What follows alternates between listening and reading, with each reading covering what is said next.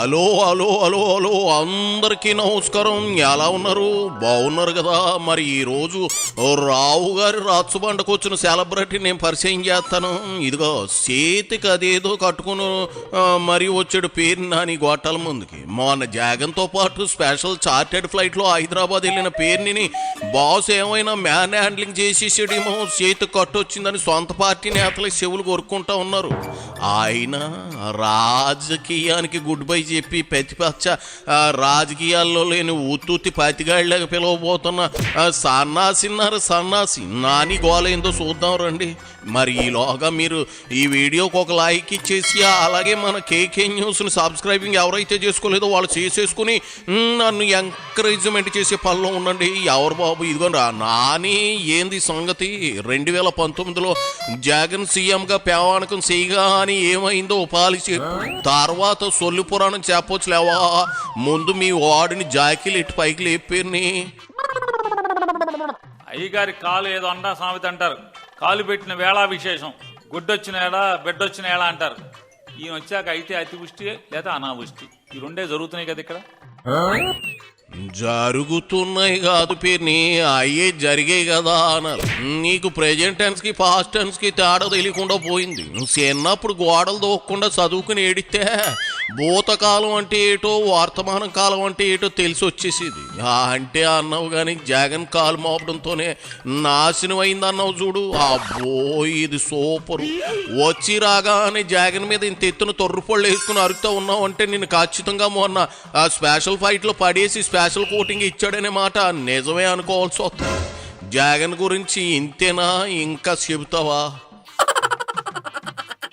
కాలు పెట్టి ప్రమాణ స్వీకారం చేసిన తర్వాత 20 మాసాల్లో సుమారుగా 15-16 తుఫాన్ల లేదా డిప్రెషన్ల వాతావరణం ఈ రకంగా రైతులకు వ్యతిరేకంగా 15-16 సార్లు వాతావరణ విపరీతాలు ఏర్పడినాయి.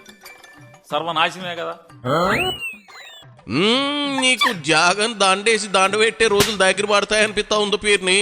లేకపోతే ఇట్టా ఒంటి కాలు మీద లేగత్తా ఉన్నావు అంటే నీ సినిమాకు నెవర్ ఎండింగ్ శుభం కారు పడిపోతా ఉంది. లేకపోతే ఏంది, మొన్నే కదా స్పెషల్ ఫ్లైట్లో తీసుకెళ్ళి మరీ నీ చెయ్యి ఎరగొట్టి ఇంకా సిగ్గు రాకపోతే ఎట్టా పేరుని.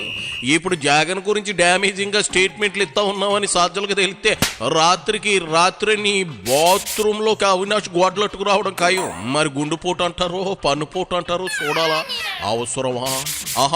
అవసరమా ఈ గొడ్డల వేటు? చేత నువ్వు జస్ట్ రూట్ మార్చి ఇవే తిట్లు మీ ప్రత్యర్థిని తిట్టేయి, నేను మేనేజ్ చేసేస్తా. తుఫాన్ల మీద తుఫాన్లు.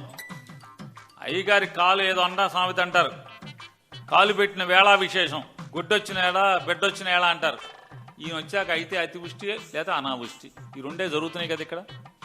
అయితే ఇతను వచ్చిన తర్వాత నారా చంద్రబాబు నాయుడు గారు కాలు పెట్టి ప్రమాణ స్వీకారం చేసిన తర్వాత 20 మాసాల్లో సుమారుగా 15-16 తుఫాన్ల లేదా డిప్రెషన్ల వాతావరణం ఈ రకంగా రైతులకు వ్యతిరేకంగా 15-16 సార్లు వాతావరణ విపరీతాలు ఏర్పడినాయి. సర్వనాశనమే కదా. కొబ్బరి అలో లక్షణాన్ని అల్లాడుతున్నారా? నువ్వు చెప్పావు కదా డిమాండ్ ఆధారిత పంటలని. దీనికి డిమాండ్ ఉందా? కొబ్బరి పంట ఏడుస్తున్నారు కదా, ధాన్యం ఉడిచిన వాళ్ళు ఏడుస్తున్నారు కదా, అరటి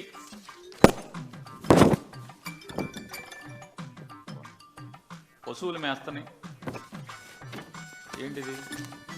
అరటి అయిపోయింది. పత్తి తొక్కేస్తున్నారు, తగల పెడుతున్నారు. 2 నిమిషాలు ఫ్లేట్ బలేగా ఫిరాయించవుగా. అలా చూసుకున్న జగన్ అధికారంలోకి వచ్చి రాగానే 2019లో ఏమైంది? ప్రపంచమే తల్లడిల్లయ్యేలా కరోనా వచ్చి 3 ఏళ్ల పాటు తిష్ట వేసింది. మరి ఏది లెగ్గో, ఏది ఐరన్ లెగ్గో కదా? రాష్ట్రం కాదు, దేశం కాదు, అయ్యగారు కాలు మోపగానే ప్రపంచమే నాశనమై లక్షల మంది చనిపోయారు. గుర్తులేదా? అది మహా బోరింగ్ పాదం కాదా అని అడుగుతా ఉన్నా. ఎదుట వాడి వైపు 1 వేలు చూపిస్తే మిగిలిన 4 వేళ్లు నీ వైపే చూపిస్తాయన్న విషయం మర్చిపోతే ఎట్టా కారీ బ్యాగులు నాని. నారా చంద్రబాబు నాయుడు గారు పాత పాటని కొత్త రాగంలో పాడటం మొదలుపెట్టాడు. 1996-97 సంవత్సరం నుండి ఆయన ఇదే పాటని ట్యూన్లు మార్చి పాడుతున్నాడు.